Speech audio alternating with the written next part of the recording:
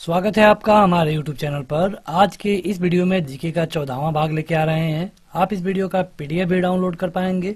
Link इस video के description में और पहले कमेंट बॉक्स में मिल जाएगा। इस वीडियो को लाइक करने के साथ चैनल को जरूर सब्सक्राइब करें। उसके बाद बेल आइकन दबाएं, उसमें ऑल सेलेक्ट करें इसी तरह की बेहतरीन वीडियो सबसे पहले पाने के लिए। देखिए, पहला क्वेश्चन आ चुका है। क्वेश्चन है कि पंचायती राज का सबसे छोटा अंग क्या होता है। यहाँ पर आपको प्रत्येक क्वेश्चन का उत्तर बताने के लिए 2 से लेकर 3 सेकंड का समय मिलेगा। आप अपना उत्तर हमें कमेंट करके जरूर बताएं।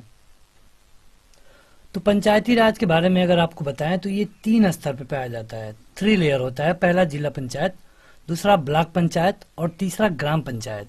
तो सबसे बड़ा है जिला पंचायत, उसके बाद ब्लॉक पंचायत और सबसे छोटा है ग्राम पंचायत, यानी कि आपका ऑप्शन नंबर डी वाला सही होगा। अगला है कि किसमें लगभग 100 गुफाएं हैं। तो ये है कन्हेरी की गुफा। यहाँ पे लगभग 100 गुफाएं हैं कन्हेरी की गुफा में। अगला है कि किस अधिनियम के द्वारा कंपनी अधिनियम समाप्त कर दिया गया। यहाँ पे आपके विकल्प है। आपको 2 सेकंड का समय मिलता है। अपना उत्तर कमेंट करके जरूर बताएं। यह है 1858। 1858 में हुआ क्या था कि जब 1857 की क्रांति हुई, उसके बाद अंग्रेजों को लगा कि अब यहाँ पे कंपनी को रूल करने देना ठीक नहीं है, क्योंकि कंपनी अत्याचार कर रही थी। ये अंग्रेजों को भी पता था। तब जाके जो कंपनी का अधिनियम था उसे समाप्त कर दिया गया और भारत को सीधे ब्रिटेन के संसद के अंडर में ले लिया गया। मतलब कि भारत के लिए जो भी कानून बनेगा सीधे पार्लियामेंट, ब्रिटेन के पार्लियामेंट में बनेगा। अगला है कि सतह से सतह पर मार करने वाला उपग्रह कौन सा है। उपग्रह मतलब कि अस्त्र कौन सा है इसमें से। सतह से सतह पर तो ये है पृथ्वी। अगला है खंबात की खाड़ी किसके बीच स्थित है। तो जो खंबात की खाड़ी है ये कच्छ के रण और जामनगर के बीच में स्थित है। तो अगला क्वेश्चन है कि नाभिकीय विखंडन में ट्रिगर क्या होता है। ट्रिगर करने का ये मतलब है कि जो नाभिकीय विखंडन होता है इसकी प्रक्रिया को कंट्रोल करे। क्योंकि आप देखेंगे कि नाभिकीय विखंडन का मतलब कि यहाँ पे एक ऐसी प्रक्रिया होती है जो कि लगातार बढ़ती है। उसे कंट्रोल करने के लिए न्यूट्रॉन का प्रयोग किया जाता है। मतलब यहाँ पे जो न्यूट्रॉन अधिक होते हैं इनको कंट्रोल किया जाता है। तो यहाँ पे ट्रिगर का काम करेगा न्यूट्रॉन। अगला है कि लगातार फार्मूला 1 रेस 6 बार जीतने वाला व्यक्ति कौन सा है इनमें से। तो इनका नाम है माइकल शुमाकर। ये जो फार्मूला रेस होता है इसको 6 बार लगातार जीतने वाले व्यक्ति हैं। अगला क्वेश्चन है कि कैंसर अस्थि मज्जा के कौन से भाग को प्रभावित करता है। जब शरीर में कैंसर होता है तो यह अस्थि मज्जा के ल्यूकेमिया को प्रभावित करता है, ल्यूकेमिया को। अगला है कि निम्न में कौन विषाणु के द्वारा होने वाली बीमारी है। कौन ऐसी बीमारी है जो कि विषाणु के द्वारा होती है। तो इनमें से वो बीमारी है पोलियो। पोलियो जो कि अब भारत में पूरी तरह समाप्त हो चुका है। अगला है कि भारतीय आत्मा निम्नलिखित कवियों में से किसको कहा गया। ये कहा गया माखनलाल चतुर्वेदी को। माखनलाल चतुर्वेदी को। अगला क्वेश्चन है कि किस देवता के लिए ऋग्वेद में पुरंदर शब्द का प्रयोग किया गया है। ये क्वेश्चन बेहद महत्वपूर्ण है और कई बार ये आपके परीक्षाओं में पूछा भी जा चुका है। तो पुरंदर शब्द प्रयोग किया गया है भगवान इंद्र के लिए। इंद्र के लिए। अगला है कि भारत में सबसे पहले पेट्रोलियम की खोज कहाँ पे हुई थी। भारत में तो यह है डिगबोई में। अगला है कि भारत में वित्तीय वर्ष कब शुरू होता है। तो देखिए, हमारे यहाँ जो वित्तीय वर्ष है वो 1 अप्रैल से शुरू होता है, खत्म होता है 31 मार्च को। यानी कि आप बजट में देखेंगे जो भी नए प्रावधान लागू किए जाते हैं वो भले ही बजट इस समय आपको 1 फरवरी को देखने को मिल जाता है, लेकिन इसमें जो सारे रूल्स होते हैं 1 अप्रैल को लागू होते हैं। यानी कि सही उत्तर होगा 1 अप्रैल। अगला है कि भारतीय जनसंघ की स्थापना किसने की थी। भारतीय जनसंघ की स्थापना, जो आज भारतीय जनता पार्टी है, ये भारतीय जनसंघ का एक मतलब बदला हुआ रूप है। तो सबसे पहले भारतीय जनसंघ की स्थापना की गई थी श्यामा प्रसाद मुखर्जी के द्वारा। अगला है कि कौन सा दिन यूनिसेफ दिवस के रूप में मनाया जाता है। यूनिसेफ दिवस दिसंबर में मनाया जाता है और ये है 11 दिसंबर। कंप्यूटर साक्षरता दिवस मनाते हैं 2 दिसंबर को। एड्स दिवस मनाते हैं 1 दिसंबर को। अगला है कि किस नदी को चीन का दुख कहा जाता है। सिंपल क्वेश्चन है और ये कई बार पूछा भी जा चुका है। तो ये है वांग हो। वांग हो, ये इस नदी को चीन का दुख कहते हैं। और देखिए, ये चीन की ही नहीं, पूरे एशिया की सबसे बड़ी नदी है। पूरे एशिया की सबसे बड़ी नदी है वांग हो। अगला है कि एक बैरल में कितना लीटर होता है। जैसे भारत सरकार जब भी कोई तेल खरीदती है विदेश से, तो वहां पे वो बैरल में काउंट होता है। तो एक बैरल में कितना लीटर होता है, ये आपको बताना है। आपके पास 2 सेकंड रह रहा है प्रत्येक क्वेश्चन के लिए। ये होता है लगभग 159 लीटर। आगे बढ़े तो अगला है कि प्रथम बार भारत में आईएएस की परीक्षा कब शुरू की गई। तो ये शुरू की गई 1950 में। देखिए, इससे पहले अंग्रेजों के टाइम पीरियड में सिविल सर्विस शुरू किया गया था, लेकिन जब यहाँ पे आईएएस कहा जाएगा तो ये जब इसको नाम दिया गया तब ये था 1950। अगला है कि अद्वैत का सिद्धांत का प्रतिपादक कौन था। इनका नाम था श्री शंकराचार्य। श्री शंकराचार्य। अगला और 20वां क्वेश्चन कि रुपए का सिक्का भारत में पहली बार किसके शासनकाल में डाला गया। ये सासाराम पे रूल करते थे और इनका नाम था शेर शाह सूरी। सासाराम यानी कि बिहार।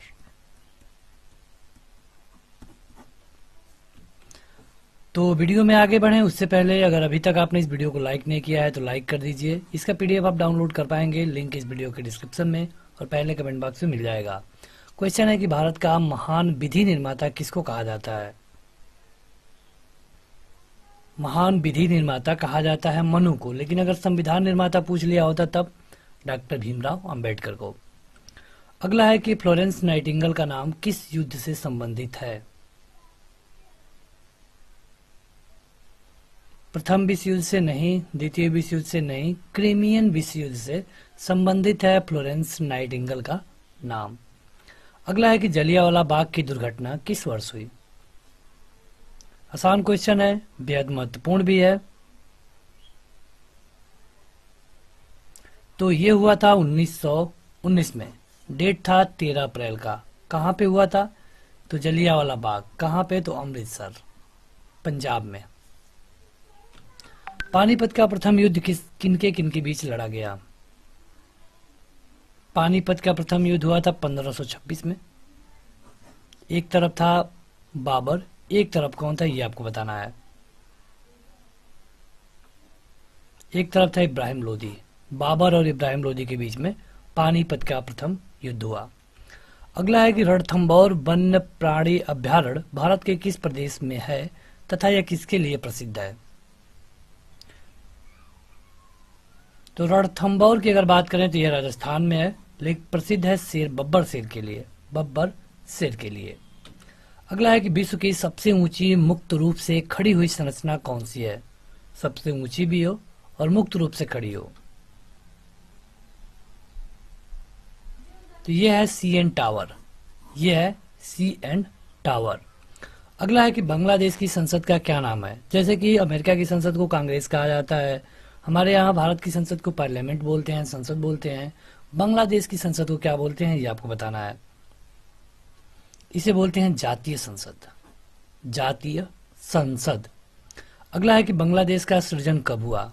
बांग्लादेश पाकिस्तान से कटकर बना, लेकिन कब, ये आपको बताना है। ये बना सन 1971 में। सन 1971 में। अगला है कि महावीर किस राजघराने में पैदा हुए थे। जैन धर्म के प्रवर्तक भगवान महावीर।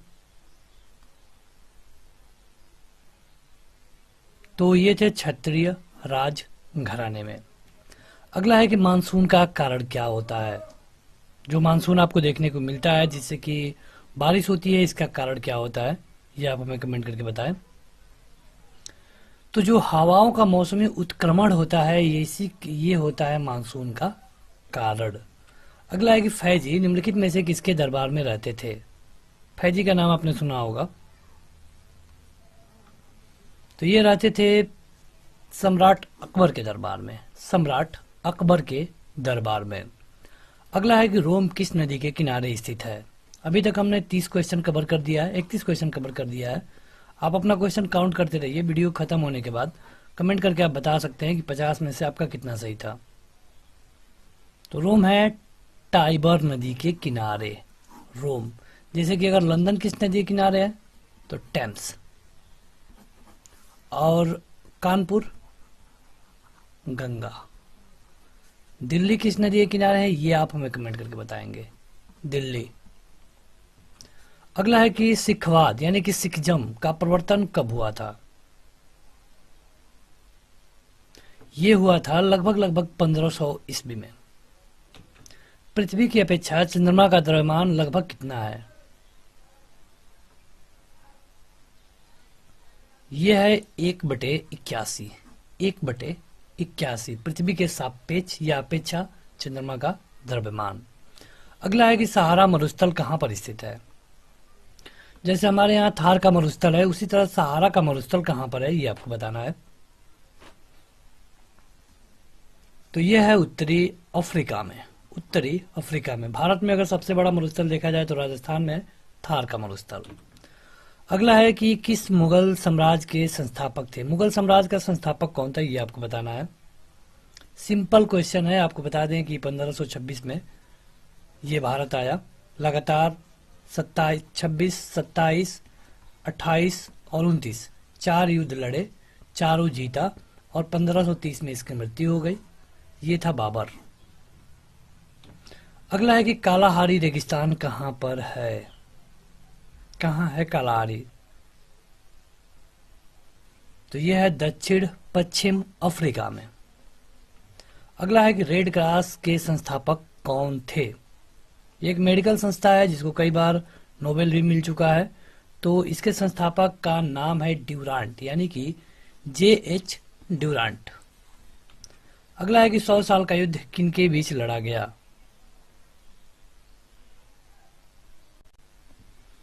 तो ये लड़ा गया था फ्रांस और इंग्लैंड के बीच में। फ्रांस और इंग्लैंड के बीच में 100 साल का युद्ध लड़ा गया। अगला क्वेश्चन है कि सेल्सियस कहाँ स्थित है। सेल्सियस तो ये है अंटार्कटिका में, अटलांटिका महासागर में है सेल्सियस। अगला और 41वां क्वेश्चन कि सबसे लवणीय सागर कौन सा है। सबसे ज्यादा लवणीय, जिसको हम डेड सी भी बोलते हैं यानी कि मृत सागर, डेड सी। अगला क्वेश्चन है कि खेल प्रशिक्षकों के लिए द्रोणाचार्य पुरस्कार किस वर्ष दिया जाना शुरू किया गया।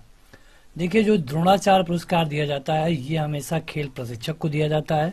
जो अर्जुन पुरस्कार है हमेशा एक प्लेयर को मिलता है। तो जो द्रोणाचार्य पुरस्कार दिया जाना शुरू हुआ ये था सन 1985। अगला है कि सूर्य प्रकाश कितने मिनट में धरती पर पहुंचता है। सिंपल क्वेश्चन, तुरंत अपना उत्तर कमेंट करके बताएं। ये पहुंचता है लगभग 8.3 मिनट में। विश्व खाद्य पुरस्कार पाने वाला प्रथम भारतीय कौन था। तो इनका नाम है डॉक्टर MS स्वामीनाथन, जो कि हमारे यहाँ हरित क्रांति के जनक भी हैं। इंडिया में हरित क्रांति के जनक हैं डॉक्टर MS स्वामीनाथन। अगला है कि प्रथम विद्युत रेलवे की शुरुआत कब हुई। प्रथम विद्युत रेलवे की शुरुआत तो इसके लिए 1925 में शुरू किया गया, लेकिन शुरुआत की गई 1929 में। यहाँ पे इसका काम शुरू किया गया लेकिन ये चलने लगी 1929 में। कम्युनिस्ट मैनिफेस्टो किसके द्वारा लिखा गया है। कम्युनिस्ट मैनिफेस्टो यह है कार्ल मार्क्स। कार्ल मार्क्स ने लिखा है कम्युनिस्ट मैनिफेस्टो। अगला है कि फॉरेस्ट रिसर्च इंस्टीट्यूट कहां पर स्थित है। वन अनुसंधान संस्थान तो यह है देहरादून में, देहरादून में। अगला है कि सांची किसकी कला एवं मूर्ति कला का निरूपण करता है। सांची के स्तूप के बारे में आपने पढ़ा होगा। ये किस धर्म से संबंधित है यही आपको बताना है। यह है बौद्ध धर्म से, बौद्ध धर्म से। अगला है कि स्पॉन्डिलाइटिस यह एक रोग है। यह आपके शरीर के किस अंग को प्रभावित करता है। तो ये प्रभावित करता है मेरुदंड को।